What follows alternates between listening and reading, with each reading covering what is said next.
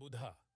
एक बार भगवान बुद्ध के एक एजेंट ने उनसे पूछा, भगवान क्या इस चट्टान से बेहतर? एक बार भगवान बुद्ध के एक शिष्य ने उनसे पूछा, भगवान क्या इस चट्टान से बेहतर कोई है?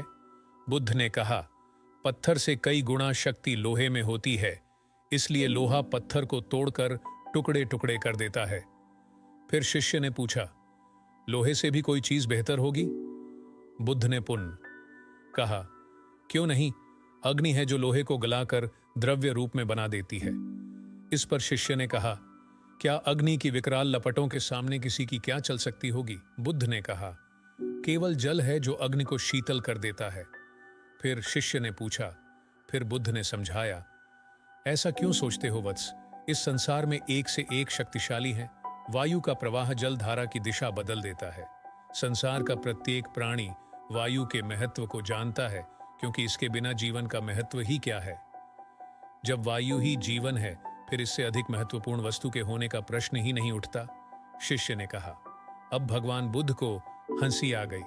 उन्होंने कहा, मनुष्य की संकल्प शक्ति द्वारा वायु भी वश में हो जाती है। मानव की यह शक्ति ही सबसे बड़ी है। यह प्रसंग बताता है कि इस दुनिया में दृढ़ संकल्प से बढ़कर कुछ नहीं है।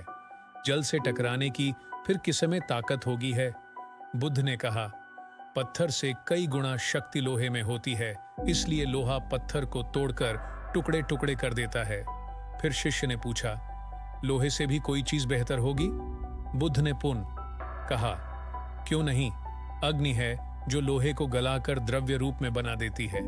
इस पर शिष्य ने कहा, क्या अग्नि की विकराल लपटों के सामने किसी की क्या चल सकती होगी? बुद्ध ने कहा, केवल जल है जो अग्नि को शीतल कर देता है। फिर शिष्य ने पूछा, फिर बुद्ध ने समझाया, ऐसा क्यों सोचते हो वत्स? इस संसार में एक से एक शक्तिशाली है। वायु का प्रवाह सेल धारा की दिशा बदल देता है। संसार का प्रत्येक प्राणी वायु के महत्व को जानता है, क्योंकि इसके बिना जीवन का महत्व ही क्या है। जब वायु ही जीवन है, फिर इससे अधिक महत्वपूर्ण वस्तु के होने का प्रश्न ही नहीं उठता। शिष्य ने कहा। अब भगवान बुद्ध को हंसी आ गई। उन्होंने कहा, मनुष्य की संकल्प शक्ति द्वारा वायु भी वश में हो जाती है। मानव की यह शक्ति ही सबसे बड़ी है। यह प्रसंग बताता है कि इस दुनिया में दृढ़ संकल्प से बढ़कर कुछ नहीं है। जल से टकराने की फिर किसमें ताकत होगी?